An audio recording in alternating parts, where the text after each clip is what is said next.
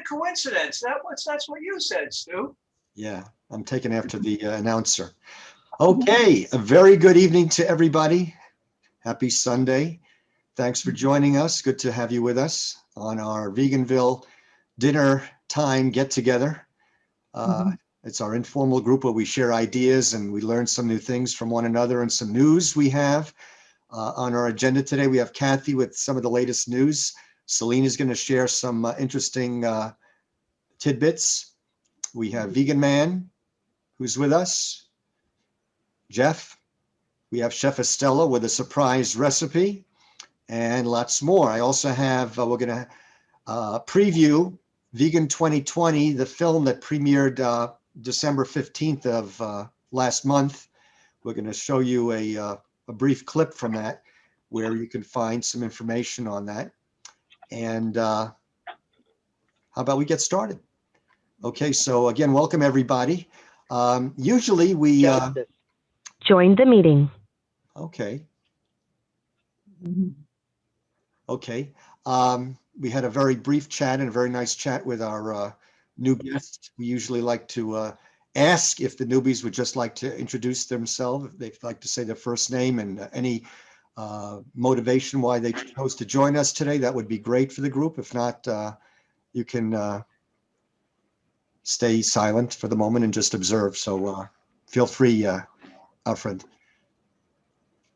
You'll need to unmute if you're going to join the audio. Okay, is that working?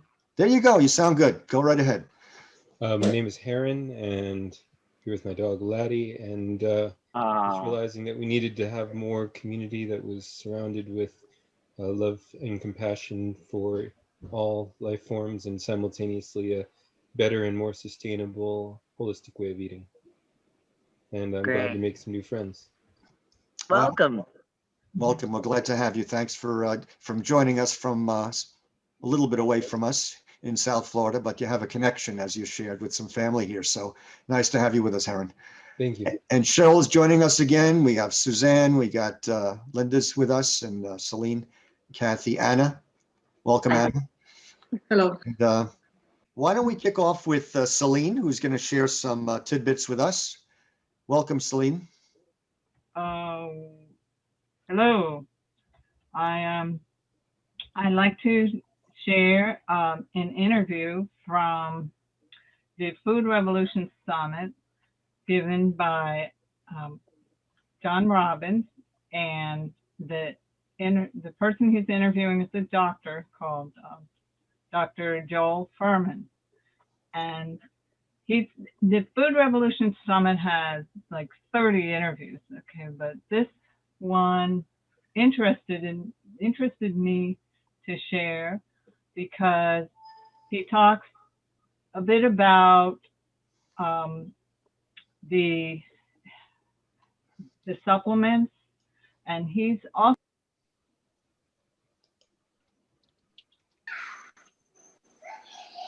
Celine, I think you just went mute. okay. Where do we leave off? Well, why don't you back up a sentence or two? Oh, okay. So I'll give a little of Dr. Fuhrman's background. He's been a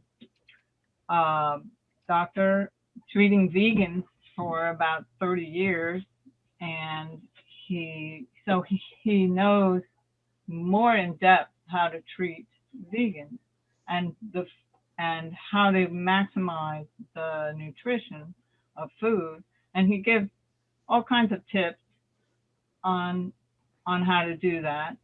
And his latest book is Eat for Life, and he also has a retreat in San Diego. He has an office in New Jersey, and he's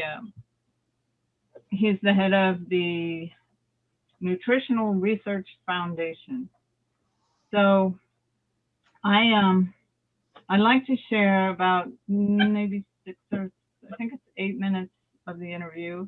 We have this opportunity to include these things in our diet in a way that makes them most favorable that we never even knew about years ago. We didn't even know that when you cook the greens, you deactivate some of those enzymes that form the ITCs, the beneficial compounds that have these powerful effects. In other words, Now we know how to make the compounds work better, that if you add some raw vegetables with the cooked vegetables in the same meal, you're actually increasing the benefit of the cooked vegetables because you mix them with the raw vegetables. And if you blend the raw vegetables and then add them to the soup or something, as opposed to just adding to the soup and then blending them, all these things we're learning to enhance the power of a diet to be more powerfully anti-cancer fighting is really giving us the control of our health destiny now, because of the science is adding to the natural power of these foods. And so green vegetables are the centerpiece of the magical ability of the body to protect itself. Green vegetables are at the center. That's a new concept for a lot of people. Probably the most common green vegetables that most of us are familiar with are in the cabbage family. Joel, what is it about vegetables in the cabbage family that make them so uniquely beneficial to our health?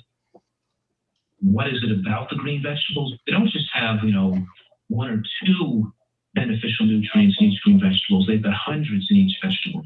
And so when we eat a variety of different vegetables, we probably get thousands of different nutrients. So even though we hear about sulforaphane in broccoli being so valuable and so high in broccoli, sprouts, and radishes and small foods, we also know that there are 100 other compounds in broccoli besides the sulforaphane that are beneficial to us. Green vegetables are higher in the full spectrum of vitamins and minerals. Green vegetables have the most per calorie. Of course, by eating multiple types of green vegetables and enhancing the variety of isothiocyanates we consume, we're actually giving ourselves an extra amount of immune system protection. And that could never happen in past generations either. Nobody really wanted to eat different types of green vegetables in your diet. But if you look at it, a primate in the jungle, they will eat a certain type and they won't just keep eating that all day. They'll even travel a mile away or a mile and a half away. This chimpanzee or gorilla will seek out a different type of vegetable and go to get that variety in their diet or a different fruit. They don't just sit at a banana tree and eat bananas all day long. They actually travel to get a variety of these foods in their diet instinctually. And humans didn't do that, but now we can do it because we've learned about the power of doing that. And we always say that in broccoli, the most important nutrient in broccoli that fights cancer is broccoli. And the joke there is that there's so many different nutrients in there, we don't want to isolate it to just one nutrient. We want to eat the whole, the whole broccoli is a complex food with hundreds of nutrients in it. Well, some people say if the point is to get as many nutrients in our diets as possible, then the easiest way to achieve that would be to take lots of vitamins and other supplements.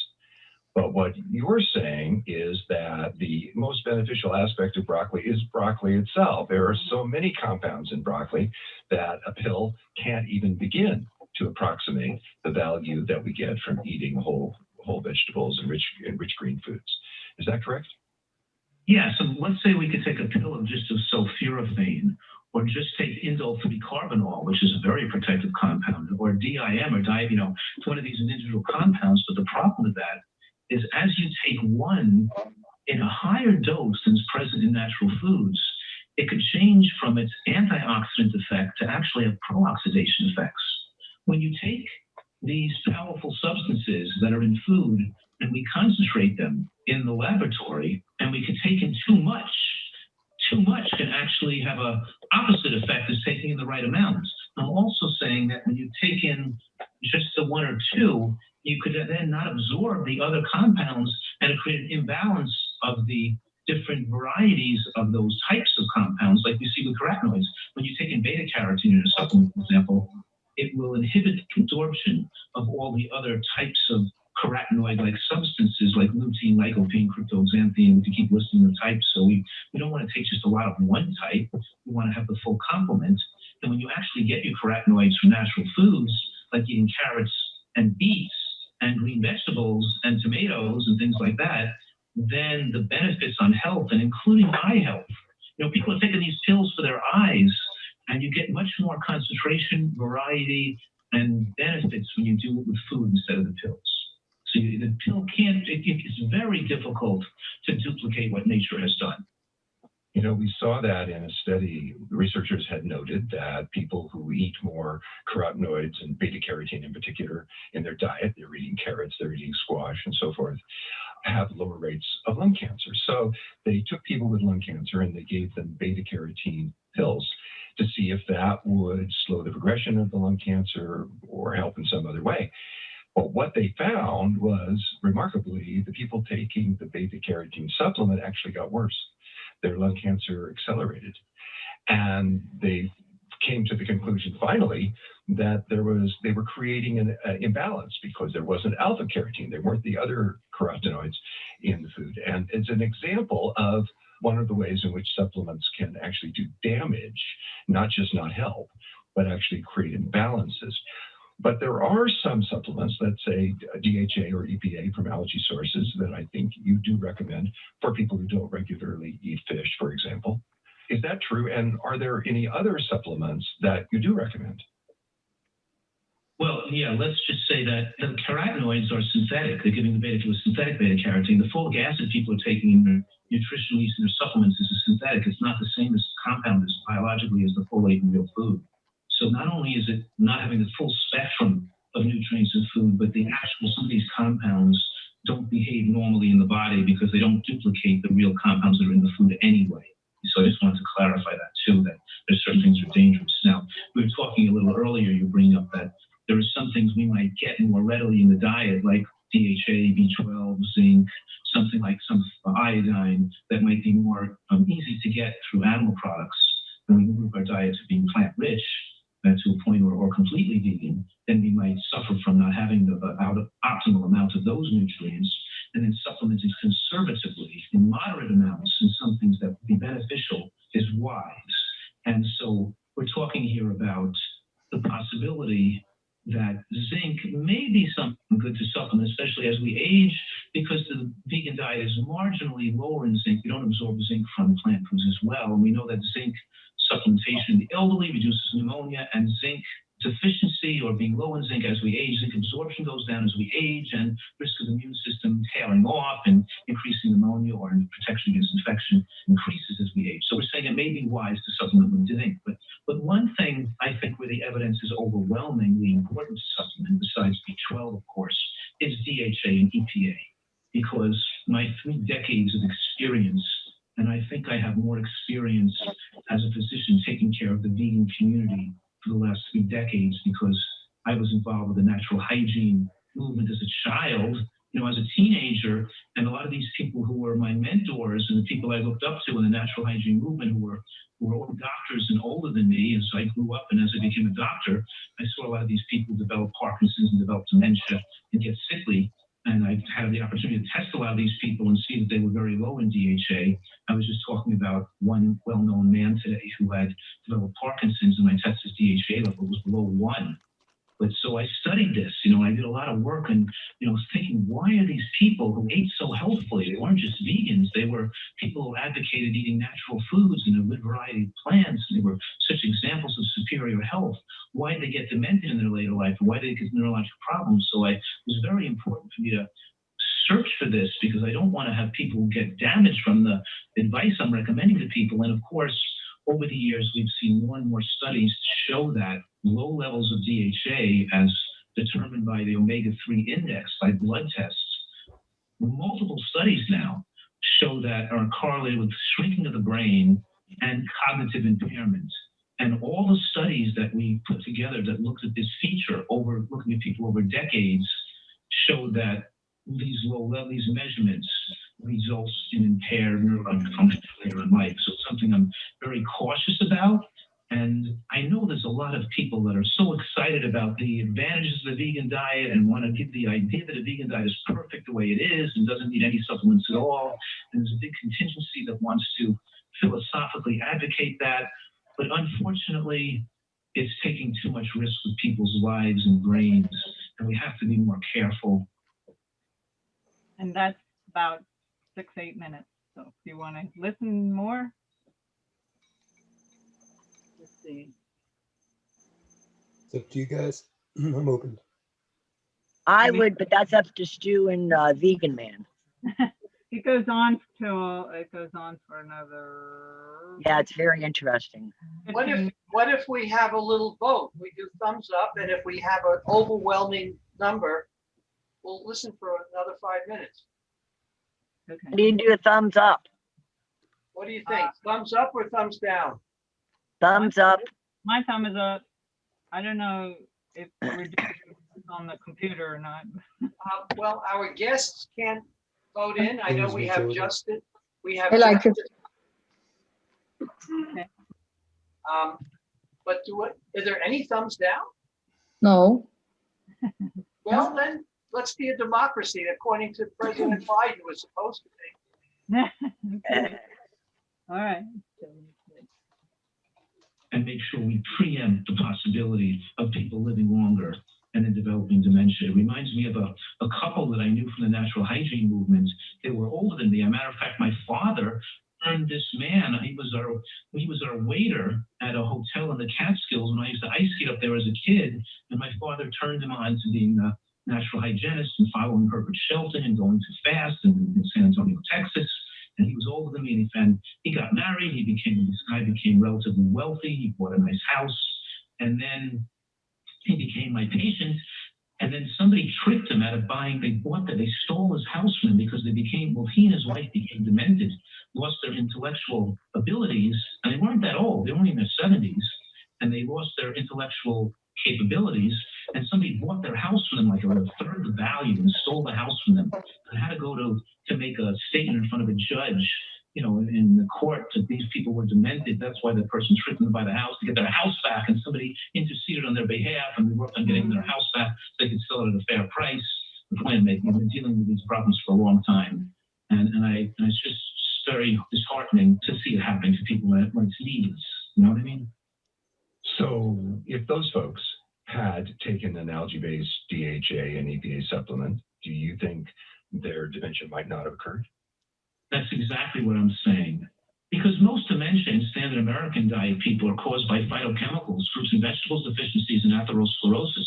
It's the meat and bread-based diet. It's the potato and it's the meat and potato ice cream diet that's causing dementia, because dementia is the same cause of heart disease in general. People, when we move to a person on a natural plant-based diet, they're not developing dementia due to phytochemical deficiencies and due to atherosclerosis.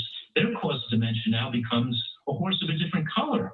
Now it starts to become, these fatty acids that the brain needs to control aging of the brain.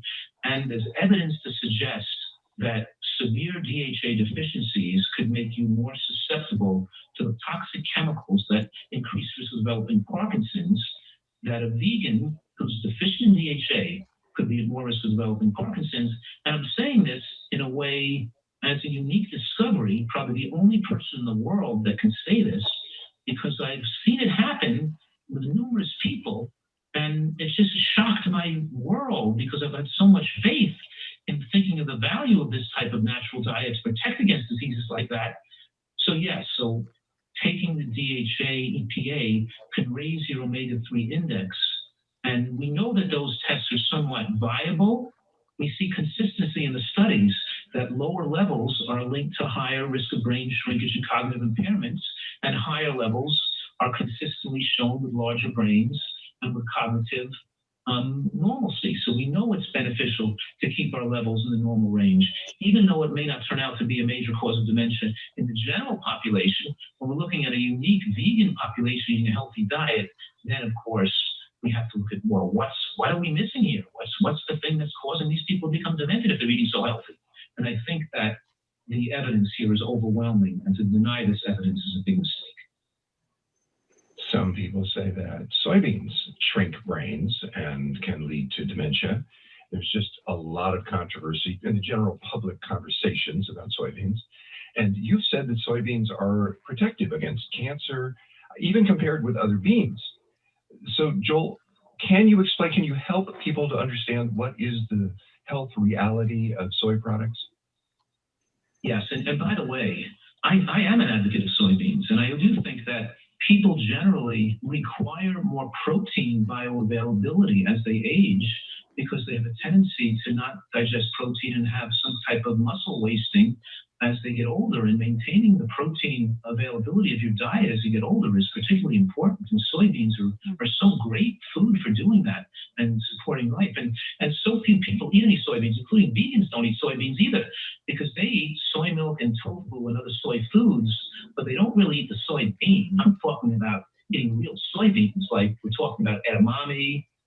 and eating dried soybeans that you can soak and make into a soup or a chili, or eating something like tempeh, which has the whole bean that's in there. So what I'm saying right now is tofu and soy milk are made from soy milk.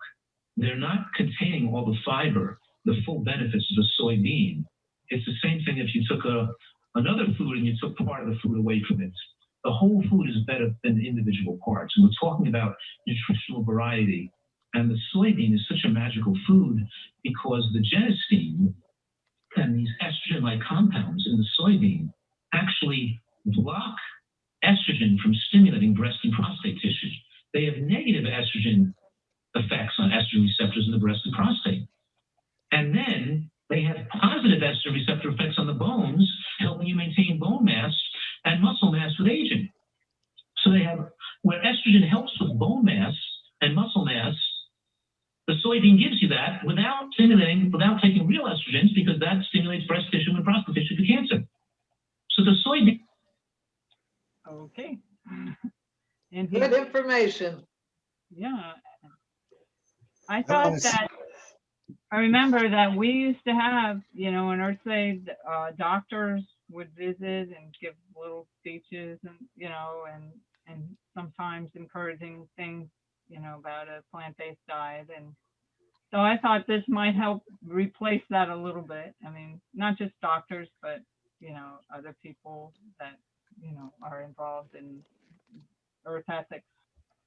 So, yeah, he goes on with, he's the inventor of the G-bombs. I don't know if you ever heard of greens, beans, onions, mushrooms, and nuts and seeds and berries. And, if you have these, and he tells you, that onions should be eaten raw and greens should be eaten raw, but mushrooms should be cooked. And, he gives you tips on these things to, and how to combine it and just to maximize the nutrition. And I thought it was interesting because we do occasionally have discussions about this amongst ourselves. Anyway. Any comments from the audience? I want to just share that I'm a big fan of Dr. Furman. I, in fact, belong to one of his membership clubs, and I was getting a whole bunch of recipes for a while. And he really is, very, very knowledgeable, like he said. And then he's been a vegan advocate as well, and helping people from a medical standpoint. So it was a great presentation again. I always like listening to him over and over again. So that was great, Celine. Did you want to just, for the record, do you want to just state that you did get clearance from them to present this copyrighted material for our group tonight? Yes, I did get an email. Anybody who wants the email, they can put their email. I got an email saying that we can play excerpts from the audio, and we can share some of the excerpts from the, they have PDF transcripts. And the only thing is I can't share any pictures that they may have, that they may post. So the transcript, I'll have to, it has a few pictures in the transcript. But, they were talking about the dental quality of different clients. And I was wondering, especially when it comes to chelating mercury fillings or finding something to arrest the toxicity of heavy metals in the body, I always feel like they're more, those kinds of things more strongly impact vegans than a lot of more omnivorous people. And so I was wondering if you had heard of any good advice or insights for, again, arresting heavy metals like would come from mercury fillings. According to what I heard with Dr. Furman there, he said only if your DHA, EPA, your omega-3 level is not high, does it allow your body to enter toxic metals. So I didn't ever get that vegans are more susceptible to, in general, to getting toxic. Thank you. Yeah. I guess that's another one of those misnomers. I mean, what I personally never heard of. There was a group that we had here in Miami, PATH, P-A-T-H. It was alternative kind of doctors and medicine and different presentations. And I know that they, because we made it, they had a special formula to get rid of heavy metals in the body. I don't know whether I can find it right now. If I can, I will post it. But it consisted of cilantro, hazelnuts, flaxseed oil, and some other things. I hope I can, I might be able to put my hand on it because we usually left it out here. Tastes delicious and you take a little every day, but it's supposed to get rid of the heavy metals in your body. That sounds awesome. I would gladly give information so you could contact me about it. Yeah, I have a question because I always learned that mercury breaks the brain barrier, and once it's in the brain, and it's there forever. So that kind of is the opposite. Like once we've got it, we've got it. My understanding is that you can lessen the effects by pulling it from the body to some degree.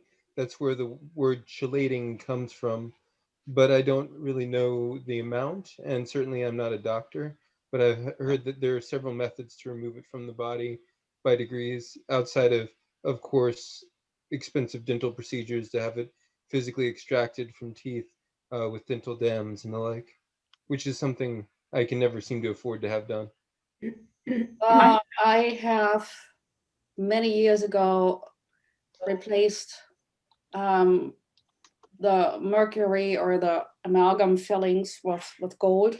However, it was in a different country because gold does not always look the same in every country depending on how it's mixed.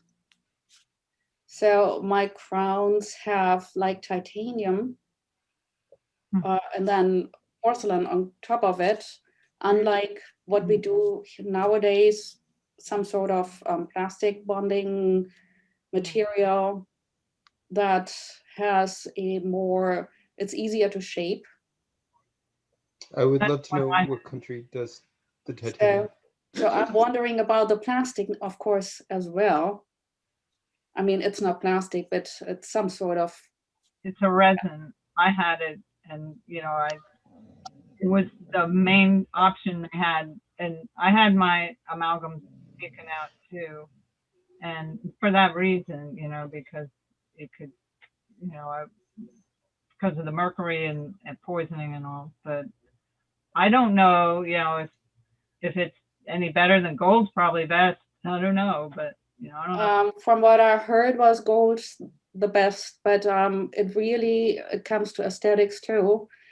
My gold is covered partially, and partially the color is different, so it's more pleasant, not this bright yellow bling. So what country did you have it done? Germany. That was Germany. I'm not sure other countries what their gold mixes are. I was always wondering, like Canada, because the crowns there are also cheaper. The dentist is cheaper, even if you don't have dental insurance and you would go on a vacation anyway, you may be able to combine it. Well, I don't know about dental or brain, getting it out of the teeth of the brain, but I know charcoal had reduced my blood levels of, I had thallium poisoning very high, like hundreds of times higher than it should be. And I was on a regimen where I took like a gram of the activated charcoal. And I understand they sell it in the vegan store. So they, when I run out of this, I'll probably get some more there. And anyway, so it did help me, the charcoal. Definitely, that's the cheapest way to go for sure. But I'm looking for the long-term holistic solutions. Thank you. For example, about the heavy metals, you may take charcoal and you may take other supplement that they are there. They say heavy metals. Hippocrates Institute has a special supplement for that. but this is also accompanied by a detoxing diet. And this is very important. When you detox your body, and also including heavy metals with a supplement, you cannot afford, Hippocrates and all that. And charcoal is another way that you can get rid of. So it's not only the supplement, it's really what you eat. Wheatgrass, for example, it's just considered, and it helps with all problems in the mouth, gums, and I'm quite sure whether that the heavy metals can help with that too. And I don't believe that once it is in the brain, I don't know when it get the brain, but there is a way that we can all detox the body, and this is by eating more greens. This is very important if you can do wheatgrass, because this is, it has to be accompanied by a supplement, but the most important thing is holistic to your whole body. Water detoxing, and after detoxing, keeping like 60 or 70% of live food, sprouting, wheatgrass, salads, raw salad. Dr. Furman said the largest meal that you can have is a large salad. After you have a large salad, so then you can have the other things. That one, that of course mixing raw and cooked, most of the stomach do not agree, because the raw try to detox, and if you eat cooked and your body is not used to raw, you are going to feel extremely uncomfortable. You are going to have very negative detoxing symptoms and that you don't want to have. It's better to have the raw food first with the sprouts, a small salad, start with a green smoothie, a small salad, and then you move to the cooked vegetables, because the raw food and the sprouting is what they have the true enzymes that is going to give you for the cooked food. So that one has worked for many, many people. They do that at Hippocrates. They did in Living Food Institute. The raw goes first. You want to eat cooked, then after that, you eat cooked food. And I saw a lot of people that I coach about starting with the green smoothie first, even if it is 2 ounces or 4 ounces, and then move to the small raw salad. And then you move to the cooked food. That one works very well for most of the people that I know. I give this information, and people that I coach, and I prepare food. So I said, it's not something, that you cannot, there is hope. And once you get in the brain, there is always a way that you can undo many of those things. Of course, the most expensive thing is in here in the United States is just to have a biologist dentist. And of course, they just remove in a special way, and you need to go through a certain diet, and it's extremely expensive, and it costs a lot of money. I am originally from Argentina, and all my, that I still have, with amalgam and mercury. And when I went back like 2 years ago, and I did some work done, but there was no time, and say, no, we don't do any of that to put something to cover with we don't use mercury anymore. And the new dentist was laughing at me. And I said, well, I still have those one, and there is no reason to take them out, So just by having, don't think, oh, because I have mercury, I have this problem. But if you detox your body, and if you start changing, okay, so your body will start changing, your pH especially is going to start changing, more alkaline than acid. So then there is hope. And I haven't had any problem. I'm already 68 years old, and all these mercury and things were done when I was a teenager. and in my mid-20s. And I still have them, and thanks God, I haven't had any problem that I can pinpoint and say that because this is mercury, you know. So so I changed the way I eat for 15 years ago, and that helped me a lot. And the pH changes, and your body becomes more alkaline. And remember that the blood is slightly alkaline and not acidic. So that's why that if you want to start and know how to start, I have a book, maybe Jeff can put it, you know, it's 70 recipe that they have live food, gluten-free, and also they have cooked food. This is going to help you, and on your own, it has 2 menus that you can use. Example, you can do all raw, start slowly, or half raw a day, and a dinner that can be cooked with the right temperature, not overcooked. So this is my take in mercury. I don't.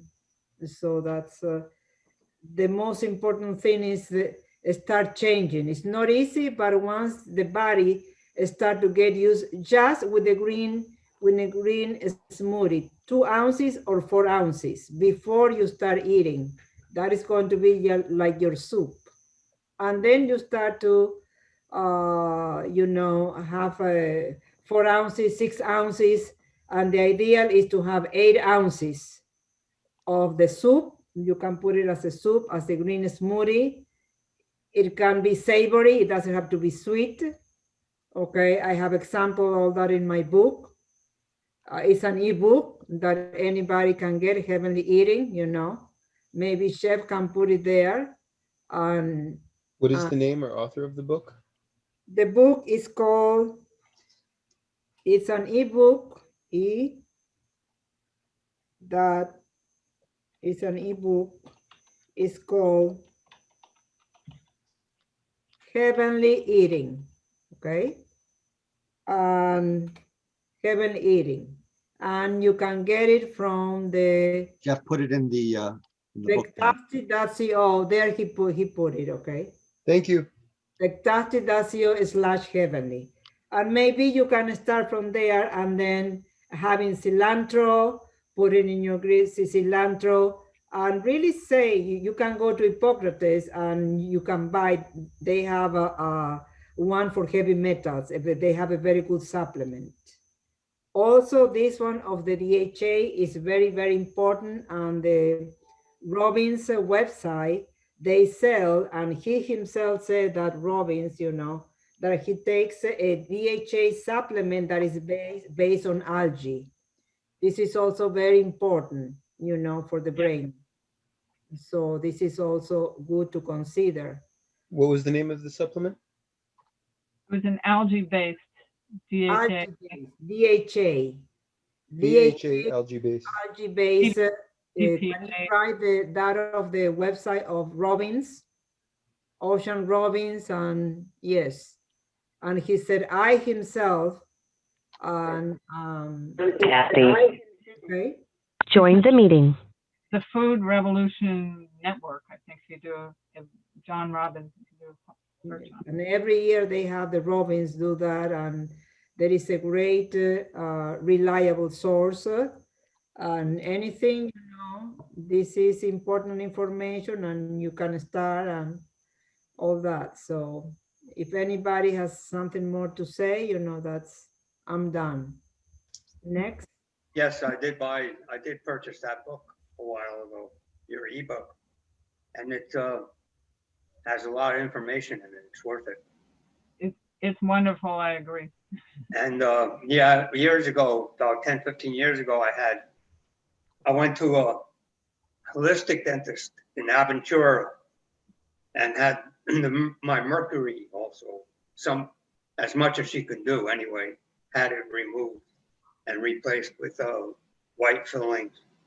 But they were very old. I mean, when I was young, you know, we didn't know back then how we just let the dentist do what he did, and that was it.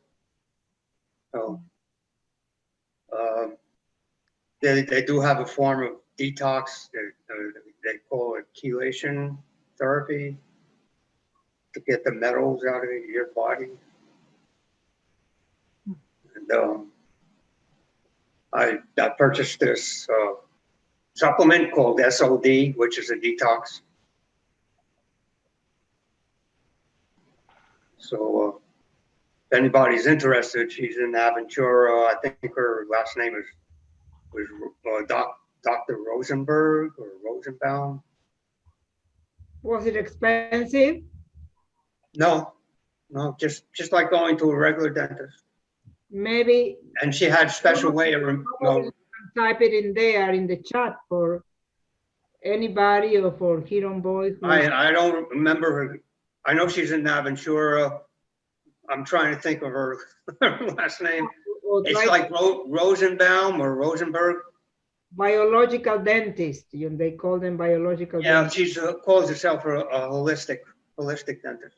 Oh, okay. I go to a dentist. He calls himself a holistic dentist too, and he removed my amalgam fillings, and it's a whole procedure. It's not just a removal. They have to something on you, and they can't touch it themselves. It's a whole procedure. And right, it's like a vacuum that sucks it out so nobody touches it.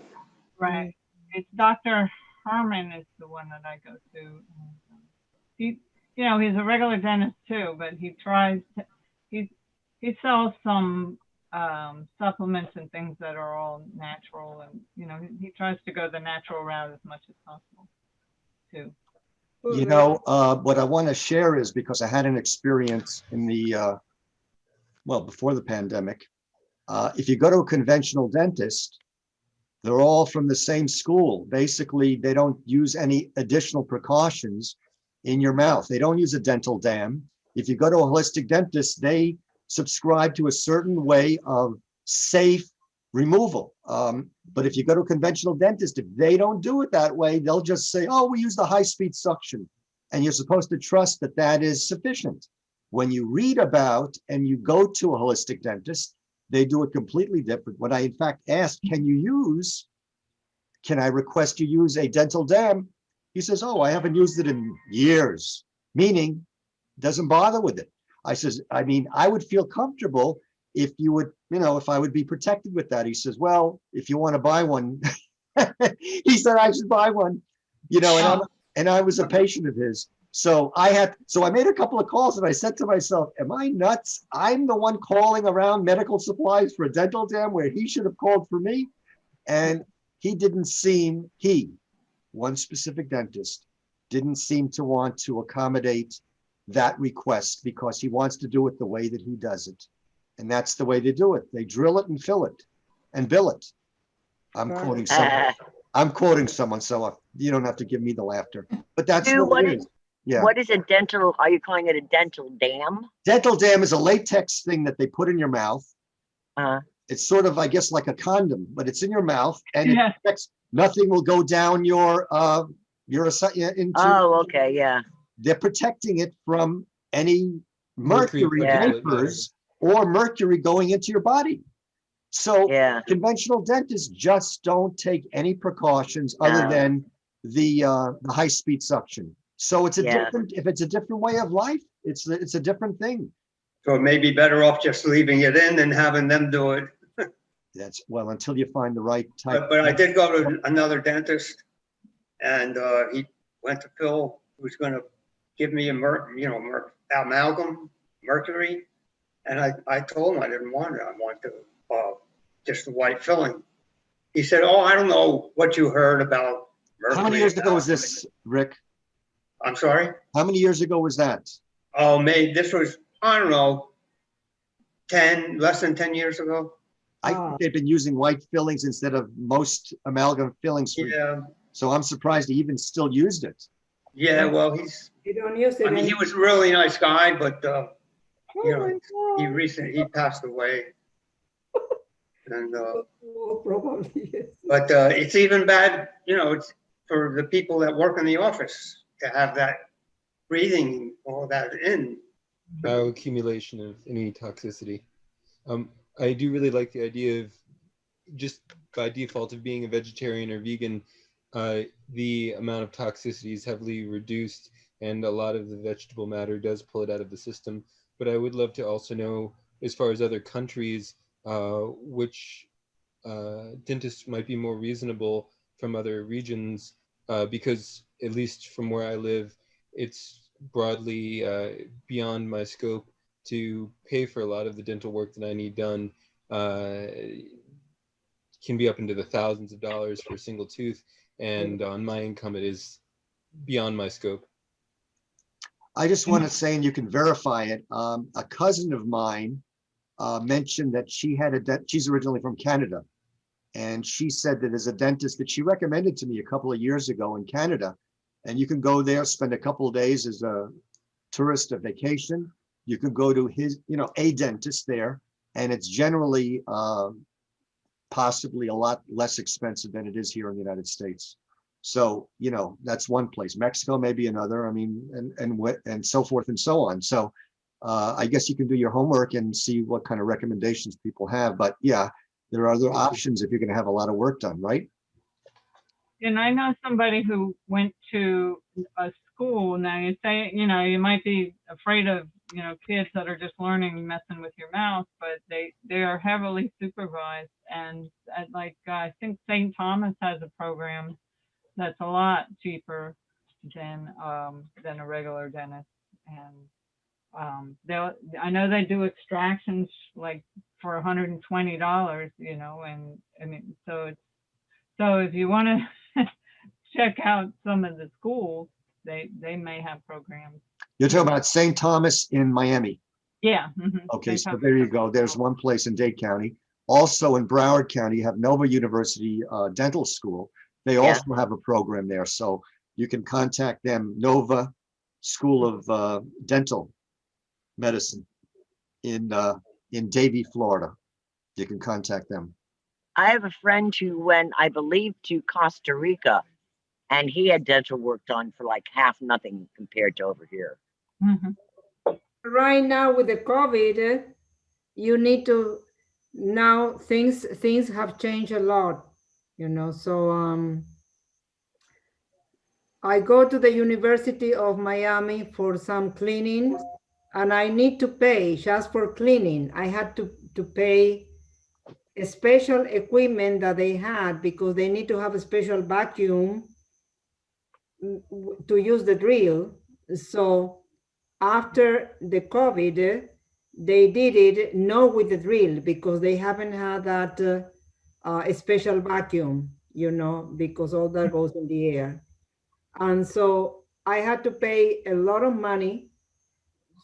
So to that, the second time, they didn't have that equipment, and I had to pay a lot of money in order to have that done. So now things have changed completely because of COVID, and going to other countries. First, right now, they are telling me going to any country, you need to have a negative COVID vaccine, a negative test. And soon, when the vaccine is, I think that is going to be required to go to any place to travel abroad. Well, we don't know that yet. But right now, you need, in order to travel, you need to have a negative. Okay, some people now cannot travel because they need to wait for a negative test of COVID. 3 days. 3 days. Our friend is coming from Oregon. He has to have it within 3 days. But I want to tell you, I'm still looking for that paper, so I'm going to take your email or something to give him the information on that formula. But I just Google it, and it says, according to various studies, that heavy metal chelation using cilantro and chlorella naturally remove an average of 87% of lead, 91% of mercury, and 74% of aluminum from the body within 45 days. Wow, sure. Cilantro. natural dish for getting rid of mercury. There's a lot of things, and if you Google it, I said, yeah. Special concoction, but so yes. get some cilantro quick. That's the first thing. That's a good thing. I put a link in Thank you the so chat much. a few minutes earlier. It includes chlorella and cilantro, spirulina, garlic, and some other, I think there were Brazil nuts, flax seeds. yes, You all made a concoction with a green smoothie, you know. yes. that's what it is. Put it all in the green This was smoothie. like a pate. It was so good to take a tablespoon a day. That's interesting. Yeah, sure. So good.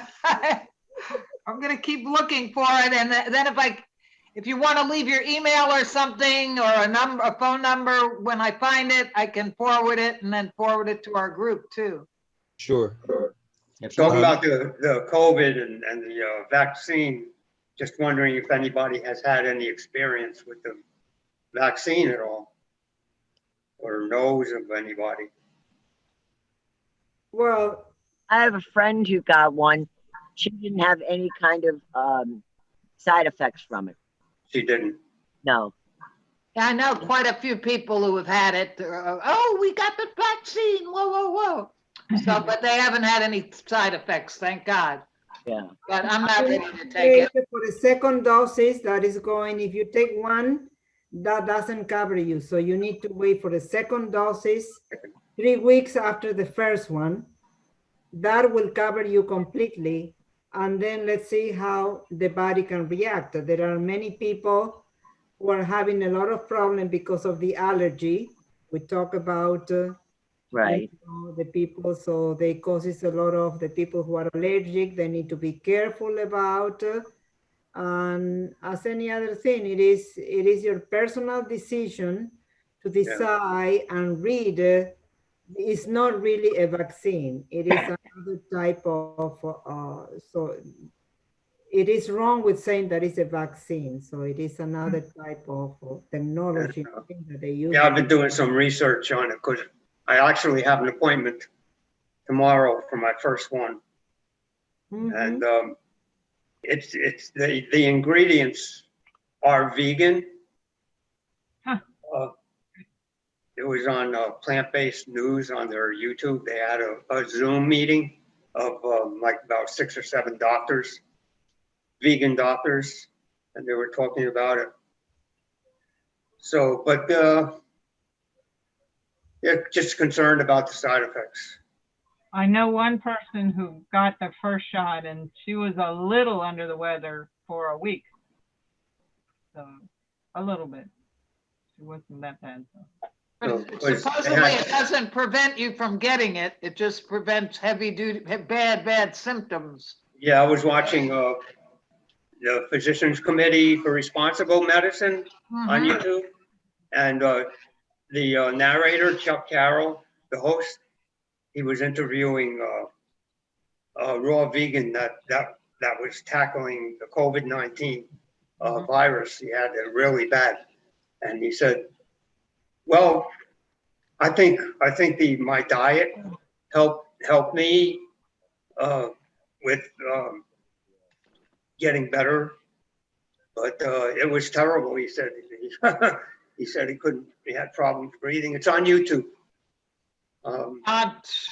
Personally, there's a reggae disc jockey who's like a musicologist for reggae music here in Miami, and he recently got COVID, but he did not choose to go to the hospital. The day after his thing, some herbal person brought him a whole box of remedies, and he's been at home being cared for, doing all these natural things. He said, "I'm not out of the woods yet, and it's been hard. You know, I still have certain things, but he's alive." And they had a benefit concert for him. I couldn't believe it. At the end of the concert, there he was, you know, talking to us. This was all on YouTube, you know, not. Yeah, this guy, that Chuck Carroll was he said this, you know, anybody could get it. He said it doesn't matter if you're what, you know, who you are, or even if you're vegan like me. You know, I got it. You know, it may help. So, Did he know how he got it? Was he? No, he even said him and his wife, when they go out shopping, they always wear masks and they wash their hands and they follow all the guidelines. And he had no idea how he got it. So, Well, you need to be a healthy vegan. It's Yeah. not the question that you're vegan. There are many vegans who are not really healthy and they don't eat. no, he's a raw vegan. They eat all cooked food and all that. So maybe you have to check your level of oxygen every day. Yeah. This is what is going to tell you. Okay, that whatever, maybe something. So Chef Estella, a couple weeks ago, you were talking about nitric oxide yes. and COVID. Could you go over that again real quickly? Well, this is Dr. Esseltyn, who wrote the book, How to Reverse Heart Disease. He was the one who uses the nitric oxide for heart problems, and that worked a lot about chewing your greens. He's talking not only doing, but chewing. Right. And they are making research here. Okay, so there is a lot of research in the United States. You will have to Google, and he will try to follow. So you can Google that. And I know that in Miami, the University of Miami, there is a doctor. When at the beginning nobody knew what that was, he was the one start checking the oxygen in people. And he started giving them the oxygen and also the nitric oxide. And so that one is caused, it is produced by your body, okay, when you eat greens, okay? So there is a lot of, I know that somebody can research and find this doctor who is a part of the University of Miami, and he was given a grant in order to continue with this. So it has helped a lot of people. And you know that now when people have COVID, the first thing that they do when they go to the hospital, they check the oxygen level, okay, and they give them oxygen. Right. And those health workers, when they go, the first thing that they do, they give them oxygen, okay? So Thank you very much. So this is something that we can check. But even though, sometimes even with the best diet and the best things, who knows? So we are here trying to do our best. Again, thank you very much for all your comments. I just wanted to say, for what it's worth, I may have mentioned it before, we that live in South Florida have the benefit and the joy of enjoying generally great weather throughout the year, especially these last couple of months. We're in a pandemic, but that doesn't mean we have to be shut in our houses. I mean, to walk around the block or up the block, down the block, around the block, walk 2 blocks, it's important, as it is said, to get vitamin D. And if you live anywhere else where there's not a lot of sun, you're really not getting vitamin D. And most people are deficient in that, highly deficient in that. And you can get a blood test for it, the vitamin D 25 hydroxy. And if your levels are low, your immune system is at the mercy of anything, the flu or any of these things. So they're saying you should optimize in this environment, your zinc levels, your vitamin D levels. You can get it free from the sun. If not, you can take supplements. You can eat certain foods. If you're a vegan, then you're not eating fatty fish, is where vitamin D comes from. So for this group, obviously you got to get it from the sun or from supplements. And you got to have a good level. Otherwise, it's not going to help modulate your immune system. And we're going to be really at risk of getting it. Any kind of virus and catching it and getting really bad. If you read certain articles, they say people have had all kinds of illnesses if they had a low level. So it's very important to optimize those things. And I tell all my relatives and friends up north in New York, New Jersey, Pennsylvania, you're not getting any sunshine because you're not out. And even us in Florida, we're indoors a lot of the time. We don't, even if we live in Florida, we don't go out much. So I try to make it an effort. It's a new year and we got to get some fresh air. So I'm trying to get some sunshine. Sure, another we have, and this is very important. There is another doctor that you can Google. I saw that has made a lot of research and talking about vitamin D and COVID. And he talked about the importance also of having good levels and a little bit more of vitamin D. So you can get a supplement, D3 with K2, Yes. Right. So, And I heard a talk today, the person was talking about the vitamin D, and if you live up north, the sunshine and everything. And he also said in the winter, when there aren't leaves on the trees, there's more carbon dioxide in the air. When there's leaves and everything, there's more oxygen around. So I thought that he said that's why people get, sicker. Seasonal defective disorder. wow, say unbelievable. Sure, yeah, didn't Thought that was interesting. Yeah, that was it. I have a nice thing for the oxygen. I used to volunteer at the Indianapolis Children's Museum. They have this dinosaur department, and when you go back to the dinosaur ages, the bugs were much, much bigger than they are today. And one of the reasons is that there was more oxygen in the air, so they could grow. Like mosquitoes depend on the amount of oxygen to develop size. So if we have more oxygen, mosquitoes could become as big as a bird. Whoa. I know. All It's kind of funny, but it's kind of like, it made me think, what it means since we are losing oxygen over in the future. What kind of results that might have for everything, environment, animals, insects, us. But so they measure it by the size of the bugs or mosquitoes or some insects. That's it. Oxygen, yes, we all depend on oxygen, so the oxygen is extremely important. That's it. That was interesting about that. So yeah, and I think they were talking about mosquitoes, and I kind of, my first thought was, in a way, I'm glad we don't live at the time mosquitoes were gigantic.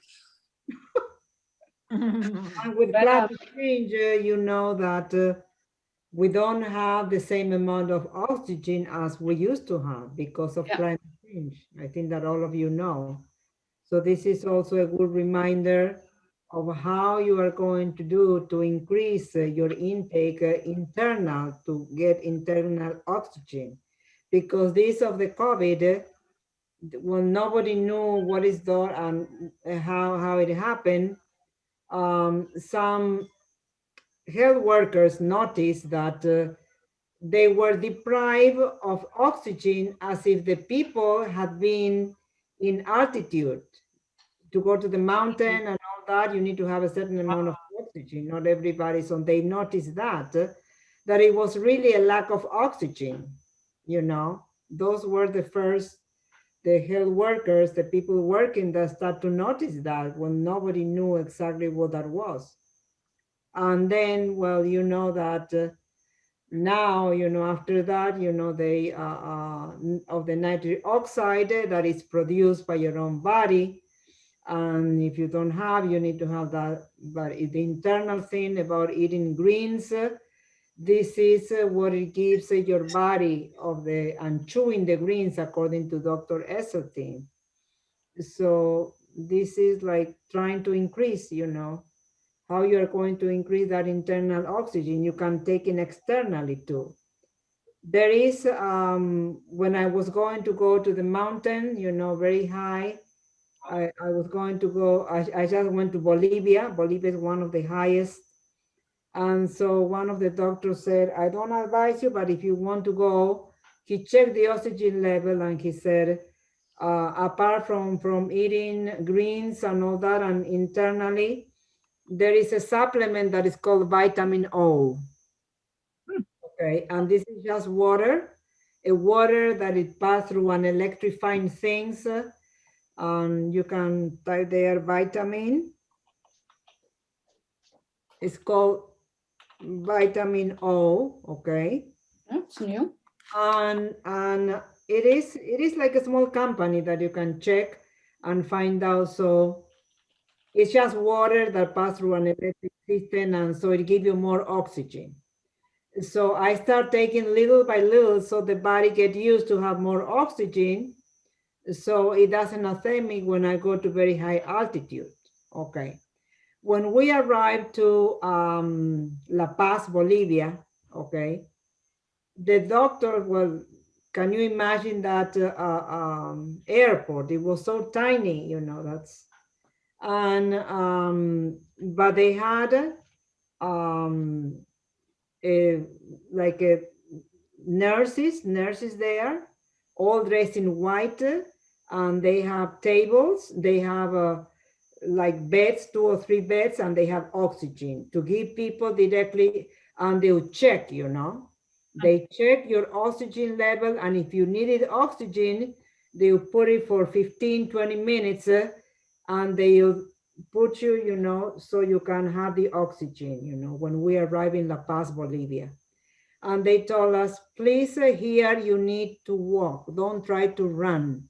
Okay, so I follow all that, and with the vitamin O, I didn't have any problem, but you need to start taking, and the vitamin O also give you the oxygen. It's just water passed through an electrifying system or something. Is very interesting, and it's all natural. And so that one helped me, you know. So when you are in high altitude, people over there, they chew coca, because coca is not cocaine, it's the pure coca leaves that provide them, you know, for the oxygen. Well, that one didn't work for me because I had like a detox in there. I have already detox, so that one didn't work for me. But with the vitamin O and having green drink, and I have my, you know, the capsules, okay, of wheatgrass, and the other one of algae, okay, all that. So always green, green, green, so it can provide me. And my levels were always right. I didn't have any problems. So we went to the highest. So we know what is to be, you know, in high altitude, you know. And just in case you didn't know, you can buy a little device. Yes, that everybody, yes. Every day you can check. And if it's low. Yeah. Okay. If you're below 96, I think you have a concern. So it should be below 90. Okay. I want to mention something. Years ago, I went to Santa Fe, New Mexico, and we went up to this mountain, and boy, I got altitude sickness. We went up there real fast and came down. So I went back to New Mexico, and I went to Whole Foods, and I got this chloroxygen, and it's drops. They're real green. Just put them in water, have a certain amount every day. I gave them to my friends that I was traveling with too. We all gave them, nobody had any problem because we were up in some high spots, so. Yes.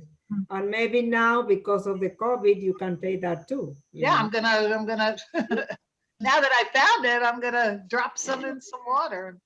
Might as More well. oxygen, awesome. To increase more, you know, oxygen, yes, wow. I would say if you guys could post all the vitamin O and whatever it is that Linda spoke about, especially talking about, you know, eating a lot of greens and sprouts.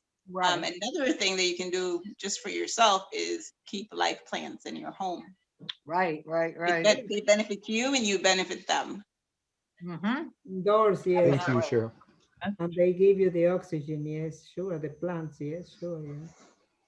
The mother-in-law tongues too are supposed to help detox. Right, yeah. Can I ask a question? In Florida, I'm just sitting and wondering, are the trees always green, like all year round? I'm wondering. I guess in Miami, it's just mostly palm trees, but I'm just trying to find out if the trees never lose their leaves in Florida. Different trees lose their leaves for maybe 2 weeks or 3 weeks, but Well, and that avocado tree loses its leaves, a mango tree loses its leaves. different times. Right, different times after they bear fruit. But you'll never see bare trees like you see up north. No, not enough green trees that there's always green around. Yes, they're always here. That's true. Yeah, I already have decided to move to Florida actually a couple of months ago. I've been thinking about it, and now I really need to do it. Thank you. Welcome. Sure, yes, let us know when you come here, whether you are in Broward or Miami-Dade, So. All right. What I'd like is a little humor. We got Vegan Man Jeff is going to share with us some V jokes, Vectastic jokes. So why don't we go ahead? Yes.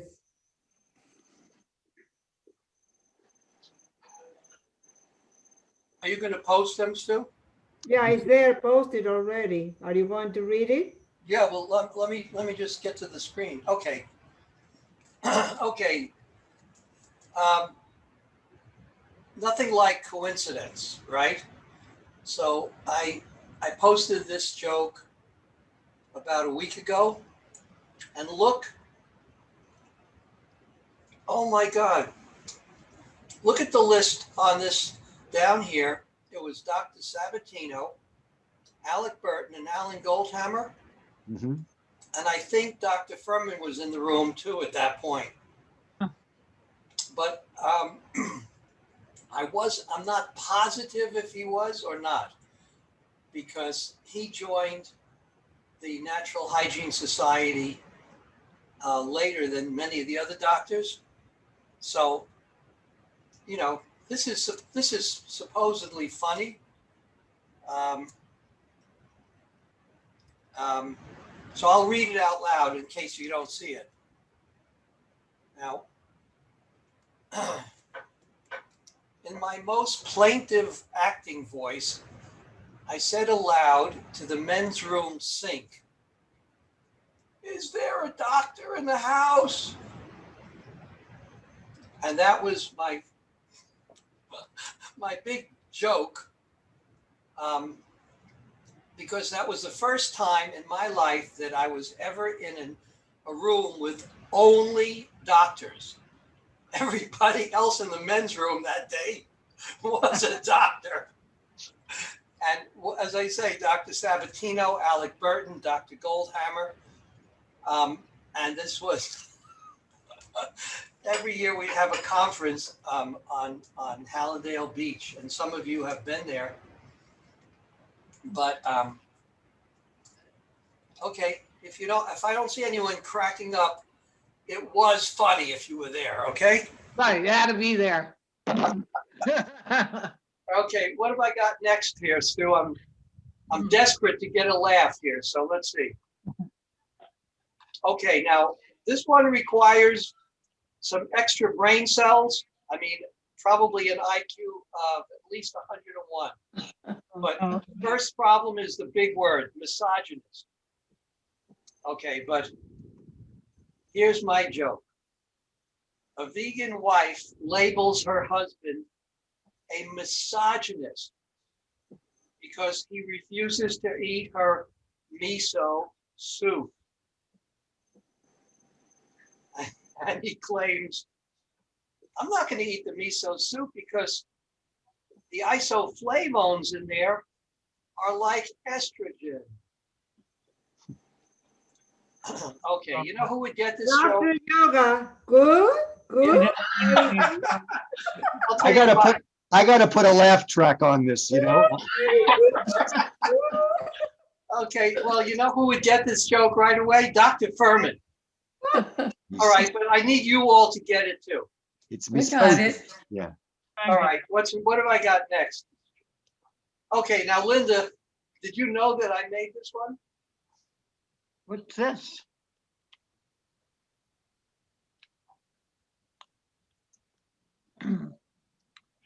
Want me to read it, Linda? Yeah, Oh, right, that'd be read a, it. that'd be a Read it. great name.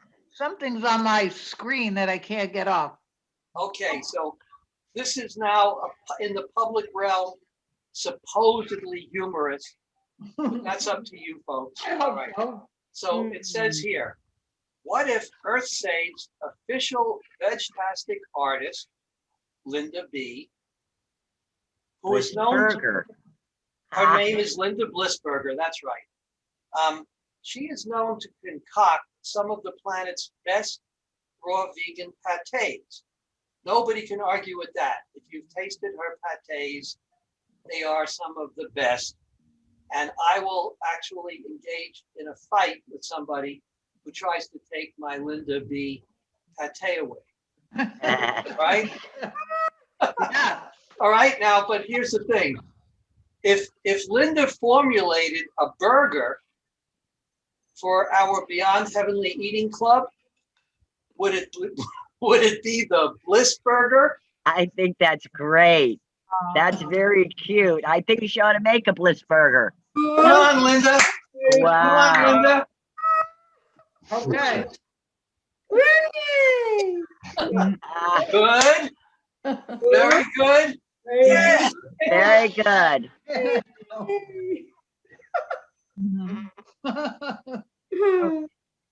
Thank you, Jeff.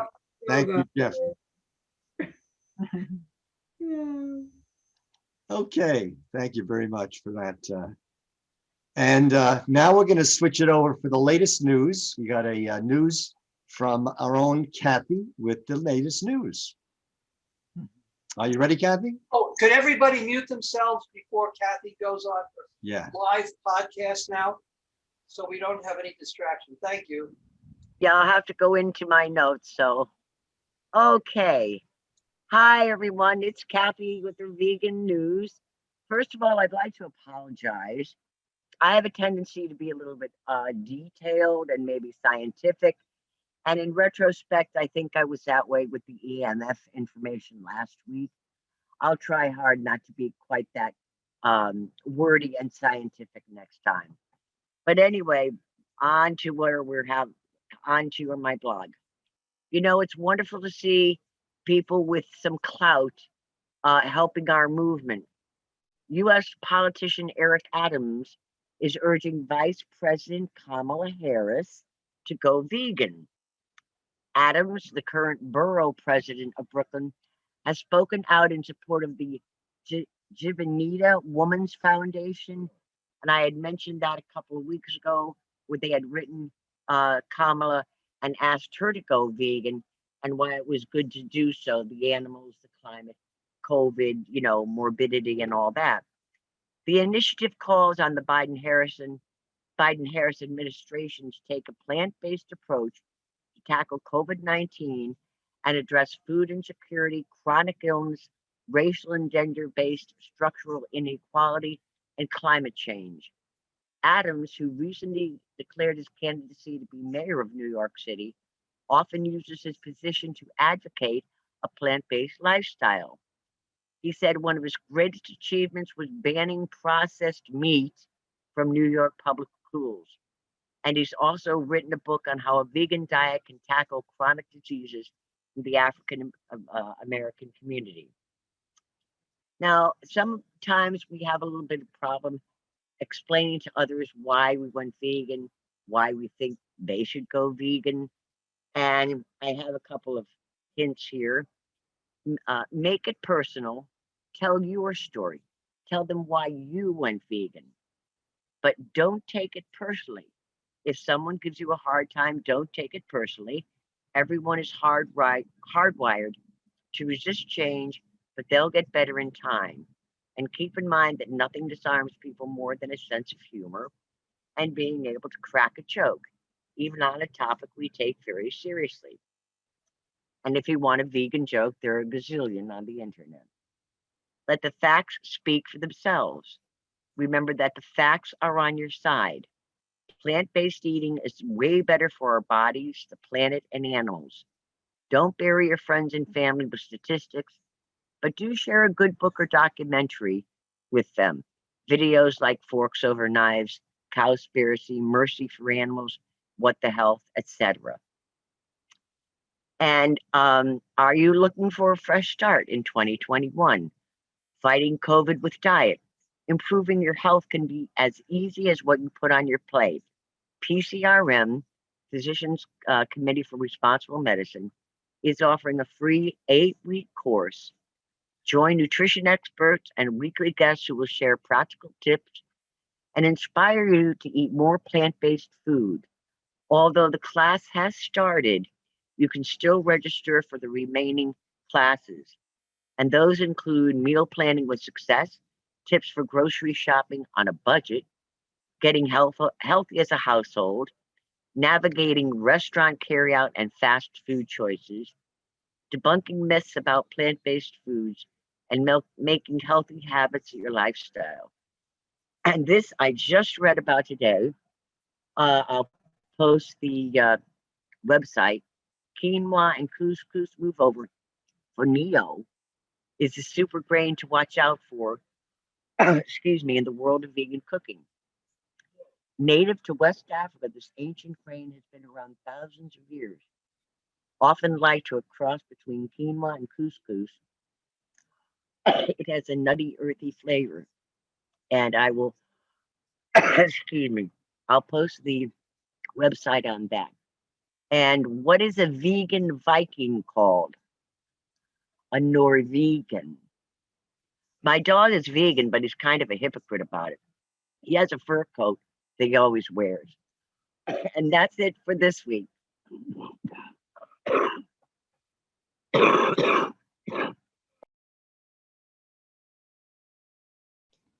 Thank you, Kathy. We appreciate your news for the week. Thank you very much. Thank you very much. You're welcome. I had a coughing spell there. Sorry. All right, you're entitled. Thank you. Yes, that was great. Yeah, what was the name of that grain? You're gonna post that grain? Which one? What was the name of the grain? She said it once, and I, you know. Kathy, the grain. I don't ask. Grain that Kathy just mentioned. She said she was going to post it. Yeah, sorry, I just posted it now. Oh, okay. There we go. I think she said quinoa and couscous. But it's a cross between quinoa. Here it is. Well, those are very healthy grains. Fonio. Fonio. Okay. Fonio.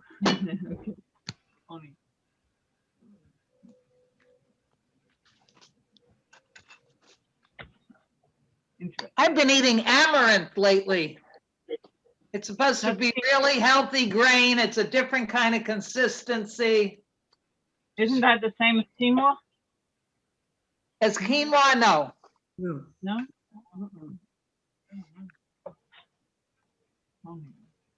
Amaranth. Sort of like comes out. My mom used to make wittina when I was a little girl. And it just reminds me of that kind of consistency. Something real nice about it. I like it. I used to love wheatina, but now I eat buckwheat. I get that kashi or kashi. Yes. And I make my Yes. cereal for it. It's wonderful. Is that toasted? Is that the toasted buckwheat? I think so. I'm not positive. I get the medium. Toasted, it doesn't have any, it's not raw. It has to be raw. When it is toasted, it loses all its nutrient. Okay, I've been getting raw buckwheat and it always comes out sort of gummy and icky. Do you have any good hints on how to cook raw buckwheat? I just soak it, and the next day you're going to see all the things that come out. Okay, it's okay, gluey, like a egg-like. That is all the gluten, because it has some gluten, and you can see how all that comes out. And after that, I just put them practically. It doesn't need to cook much, you know. because Okay, I'm gonna try that, right, because I always get it and I go, oh, it came out awful again. Thank you. and Thanks it's for the not tip. the other thing, yeah, it is, you can dehydrate it. You can dehydrate it and then it's going to be very crunchy and you can have it as a granola, you know, or Aha, I see. something. So this If is, you don't wash it after you soak it, you can't wash it, right? It's too gelatinous. You no, can't. of course, you have to take that out. Oh, Oh, yes. you do wash it. Okay. Yeah, you wash it. Yes, yeah, you rinse it. You don't want to take all that. So this is good about soaking. What it comes out, you know. So after you Yeah, soak you it, rinse it and then you put it like with half of the water in order to it cook really fast. But in reality, you don't even need to cook because it is already ready to eat. It's very soft. After you soak it, it's good to go? Yes, you can eat Oh, it. boy, I'm gonna soak it tonight.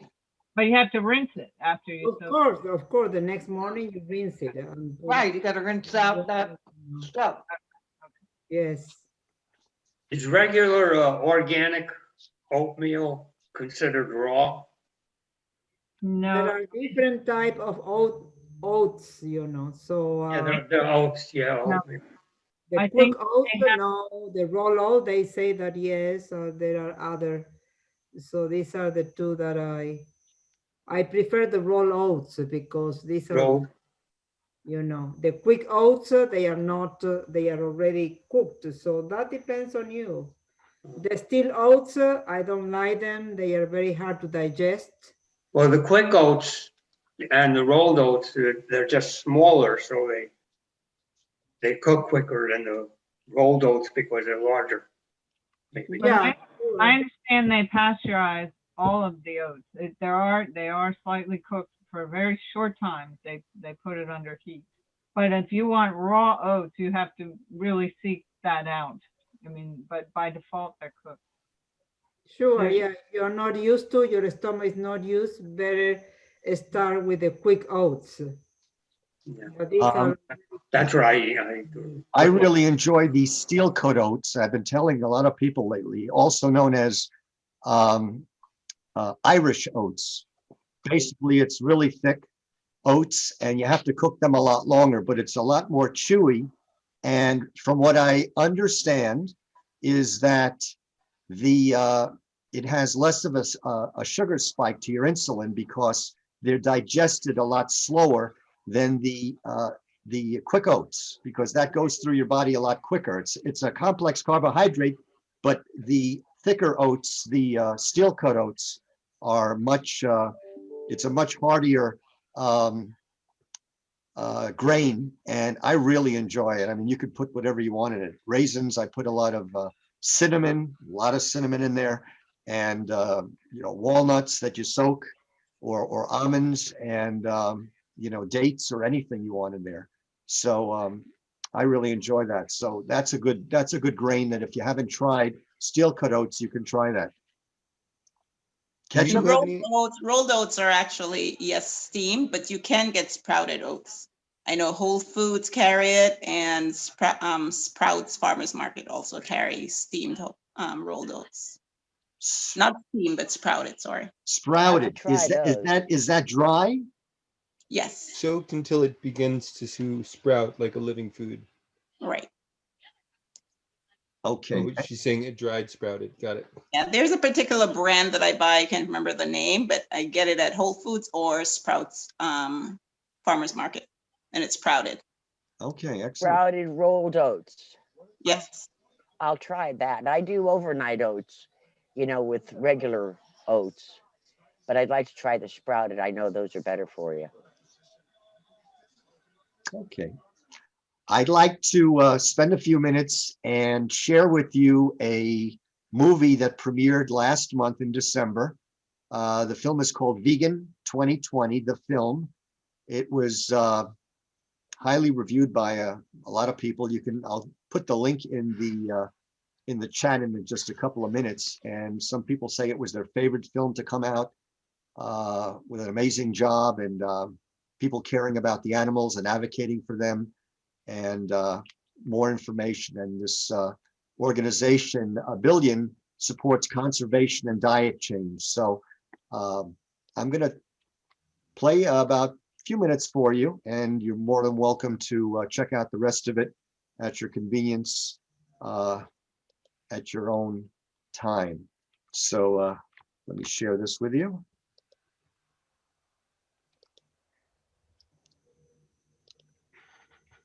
All right. Hi, I'm Klaus. For years, I've been making annual documentaries tracing the rise of the plant-based and vegan movement. But as we face the devastation that 2020 caused, the rise in consciousness this year has been unrivaled. Is that loud enough? The story starts in Australia in January.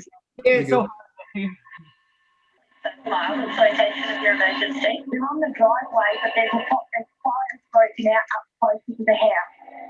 Okay, sure. It's quite a long driveway, is it?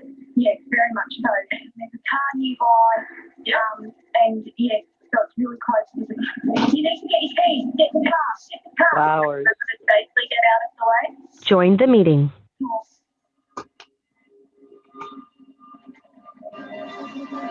There are downright apocalyptic images coming from Australia right now. 2,000 homes have been destroyed. It's a staggering toll on the nation's wildlife. More than 14 million acres of land. The WWF calls it one of the worst wildlife disasters in modern history. This isn't even air fire season. This is not air fire season.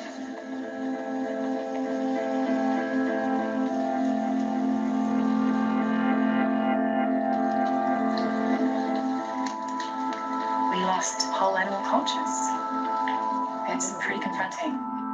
What we see in Australia now is something that's likely to be playing out all over the world for many, many years to come. It's never been more critical for us to understand what is driving this crisis. The Australian fires put the spotlight on the leading cause of climate change: animal agriculture, which accounts for 14.5% of greenhouse gas emissions, more than all forms of transportation combined. Is the question we really need to be asking, should we just stop eating meat? Is that actually the answer?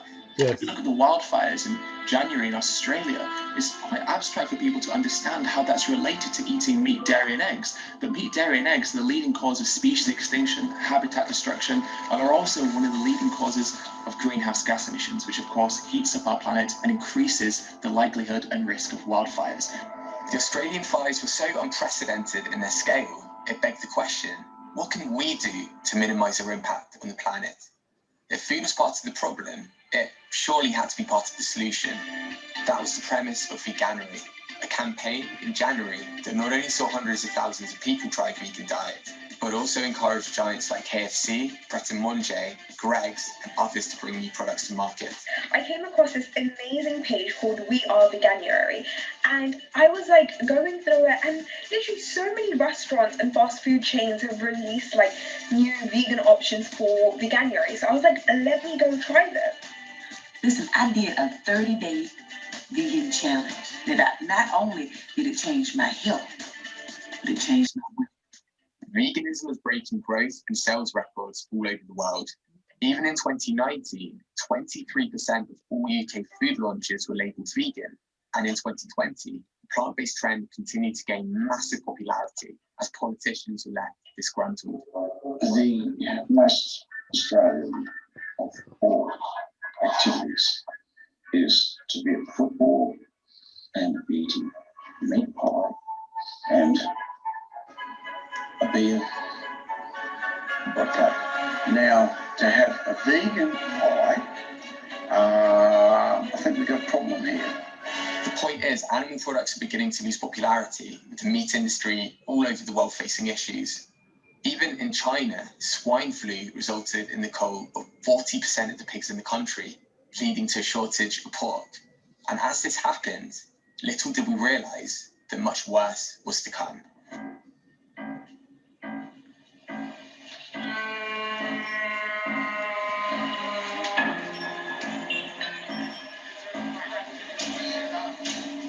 I think that we've become very disconnected from the natural world.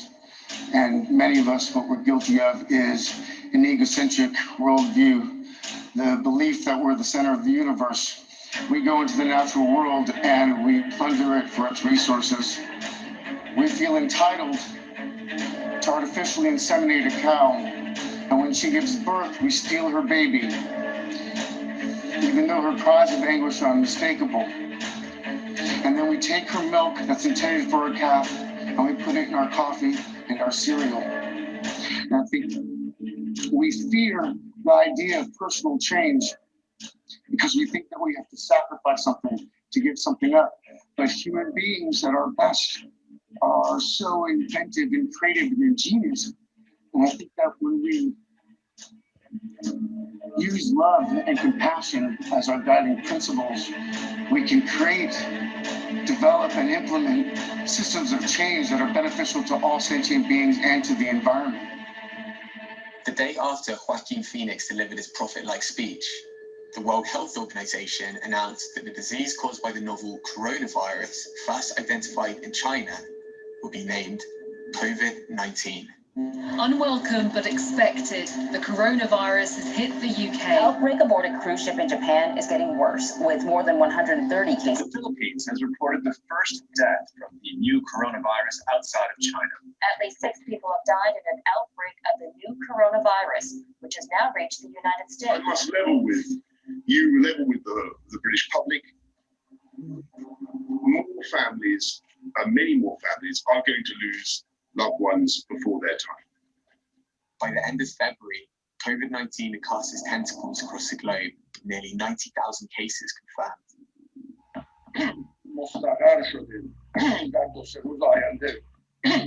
We are experiencing an unprecedented event, a global pandemic that in New Zealand, we have moved to fight by going hard and going early. As numbers of cases and deaths mounted, the World Health Organization declared that COVID-19 could be characterized as a pandemic, with Europe at the epicenter. We have therefore made the assessment that COVID-19 can be characterized as a pandemic. Societies around the world went into lockdown on an unprecedented scale, and with ensuing panic and economic turmoil, blame game began. The Wuhan or the Chinese coronavirus. Xenophobia is also on the rise. A foreign virus. Discrimination of people based on race. It's going to come across to a lot of Americans as smacking of xenophobia. They're looking for someone to blame.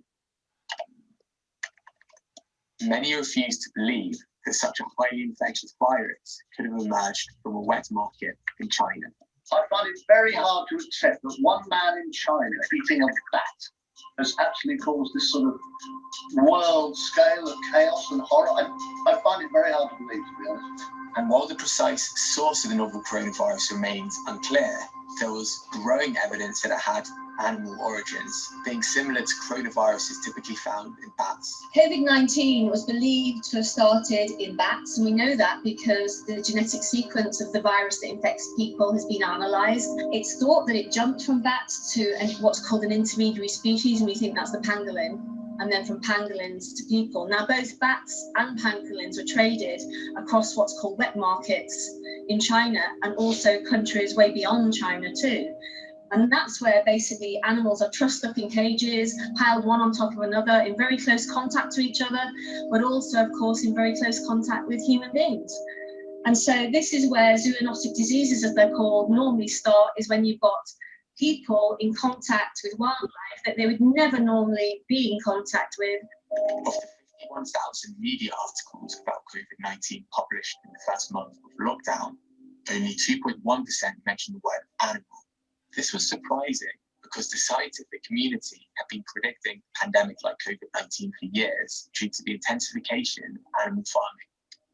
Whether it was avian flu coming from factory farms, repeated bouts of swine flu from pig farms, MERS being the result of the way humans treated animals, and SARS stemming from civet cats, scientists have been warning us for years that our treatment of animals is leading to an ever-growing number of outbreaks. In this age of emerging plagues, we now have billions of feathered and curly-tailed test tubes for viruses to incubate and mutate within billions more spins at pandemic roulette. along with human culpability, though, comes hope. If changes in human behavior can cause new plagues, well, then changes in human behavior may prevent them in the future. The coronavirus, COVID-19, has been a major shock to the growth prospects of the global economy and the euro area economy. The pressures on the economy started being felt in every sector, including the meat and dairy industry. As restaurants and the hospitality sector shut down, demand dropped, and slaughterhouses were forced to close. This morning, a growing number of major meat processing plants are closed. The world's biggest pork producer, Smithfield Foods, shut down its processing plant. Dairy farmers have been led to dump their milk. They're literally emptying it out right into the drain here, 25,000 gallons a day. The pandemic has exposed the dark underbelly of the meat and dairy industry, particularly slaughterhouses, and what's happening inside slaughterhouses. So you had newspapers like the New York Times forced to do stories about the kill floor and show imagery of the meat processing because the slaughterhouses are hotspots of COVID-19, and tens of thousands of slaughterhouse workers have gotten infected. More than 200 have died. COVID-19 outbreak shone a whole new kind of spotlight on the meat industry. Articles were published from major outlets about pigs having to be drowned and suffocated, and chickens being euthanized. For the first time ever, the public realized how fragile the animal industry was, and the scale of suffering was magnified and visible to all. We put down sick pigs because you feel sorry for them. There's half a healthy pig to take a break from shooting.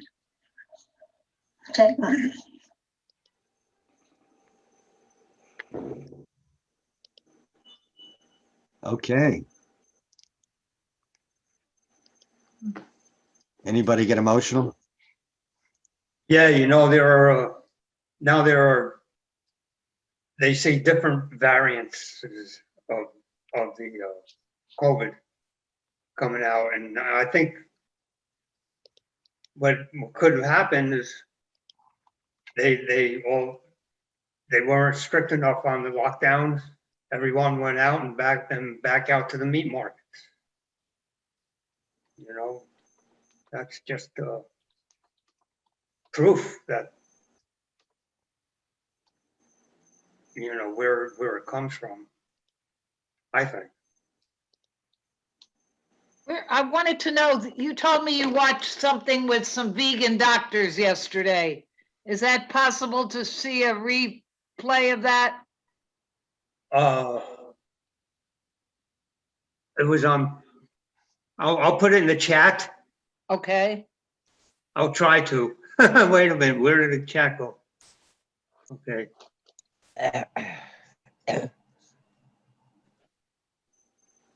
YouTube. I thought the variant started in England, not in China. Well, yeah, there's another variants one. all over. Variants all over. How did it get to the UK? I don't know. But also they have an African, one from Africa, and I don't know. I guess it has a lot to do with all the markets that are open, the meat markets that are open. To get back to the movie a second, Stu, I watched that. It's a very good movie, and too bad meat eaters don't watch it because, they're tracing it back, the majority of pandemics, to animals. Yeah. And, just where I ended the movie today, the clip was saying that they had to kill them because they all got sick themselves, the animals, pigs, the chickens, whatever. So yeah, I put the link in the chat for anybody. Just a reminder, you can save the entire chat to your desktop computer by going to the chat, go to the bottom right where there's 3 dots, click on more and click on save chat, and it'll save it as a text file So it has all the links and all the information that was exchanged during today's On the program. right. Okay, I just put my email address. I'm still looking for that information on the heavy metal stuff, but I'll probably have to leave in a few minutes. So if you want to send me your email or whatever when I find it, because I know it's here. I always have that piece of paper. So I'm going to just I'm put assuming I that can on the message you. chat, and I'm still anxious. Would you like me, Heron, would you like me to share your email that you registered with Sure, Linda? please. Yes, that's fine. I'll send it to you, Linda, in a few minutes. Okay, very good. And Yeah, I sent over in the chat the link to the vegan doctors on Plant-Based News. Oh, okay, great. I wanted to say, as an activist, as someone who actively wants to do more hands-on protection or preservation, I would love to find opportunities to reach out. I was thinking, I wish there was some sort of internship, for instance, for rehabbing the animals that were injured in Australia or in other variations in states. There should be opportunities even for like rehousing or temporarily holding animals that would be otherwise put down from some of the larger slaughterhouses if they were going to take them out anyway, allowing someone who had a large outstanding farm to gather those beings and hold them temporarily till they passed a certain threshold, and maybe then could be rehomed in a no-kill area. I just, as a person who grew up on a farm, who still maintains a fairly large farm as far as fruits and vegetables, and has open land to spare, that's one consideration, and the other is just where one could more actively put their energy. So if anyone in the group happens to know of opportunities like that, I've got a lot more time than I have money, but I'm more than willing to plug in. Heron, earlier I had signed up with Mercy for Animals. They have different ways you can help, whether it's just passing out leaflets or whatever. Mercy for Animals, I don't remember, I think it's a .com, I'm not sure. But you might look that over or maybe contact somebody there. Maybe they could use the land and send, animals that were ready for slaughter or who are now orphaned. It's a good group. You might check into it. And my family maintained a no-kill animal sanctuary for probably the better part of 20 years. Wow. And I'm used to having that same focus, but I would like to be more hands-on and not just dealing with the information. Go ahead, right. Aaron boy? Aaron? Yes. I just got a call a couple days ago from some people on the call here. They're on phone connection at 561, that one. But they are looking for people to help Rooterville. Justice or Flowers, can you unmute and tell him about Rooterville and the hundreds of pigs that are basically going homeless? They've got, here we go. I'm introducing well, all we know is, yeah. All we know is that she had about 250 pigs, and she's had to sell her place and reduce the number of animals that she has there. And she's looking for animal sanctuaries in Florida who will take some of these pigs. Flowers knows more about it than I do. How many acres was that amount of pigs placed on, just so I get a scope? I don't know. My wife Flowers was handling that. Rooterville, I don't know how big it was, but the point is that they lost their funding, or some of it, or enough of it that they had to downsize, and so that's what they're in the process of doing, is downsizing and looking for animal sanctuaries within Florida to rehome the pigs, because to take them out of Florida requires all kinds of inspections and registrations to transport animals across state lines. Is that where Miss Piggy was living recently? I don't know. All right, I'll look into it. Yeah, Rooterville. Rooterville. Yeah, they should be. I'm going to look on the web right now. Or Stu, can you see Rooterville? Her name is Elaine West, the woman who.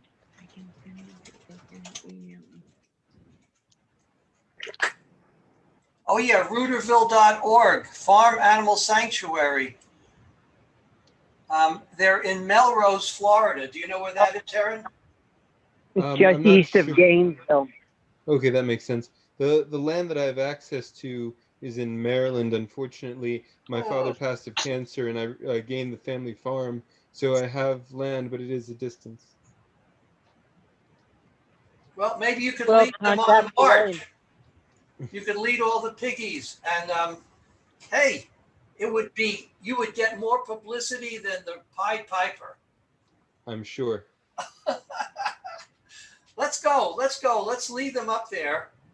I would really like to get to know some pigs because right now we're confined to ducks and iguanas down here, but I bet I would love pigs. They're supposed to be smarter than dogs. Well, I might feel like they're smarter than me. I'm worried about that.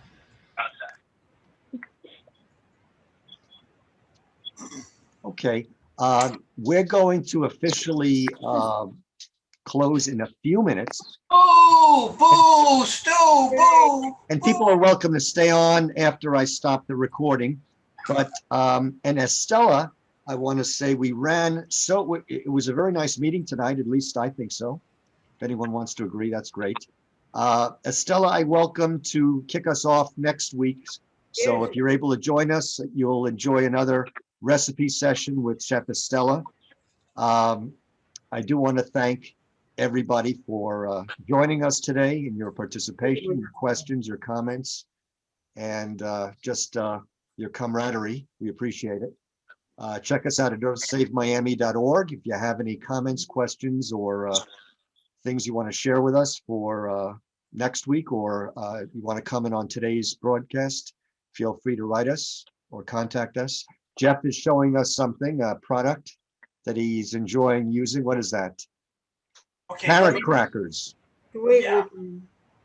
Oh, wait, Estella, did you do the thing about the sprouts, Estella? No, there is no time. Next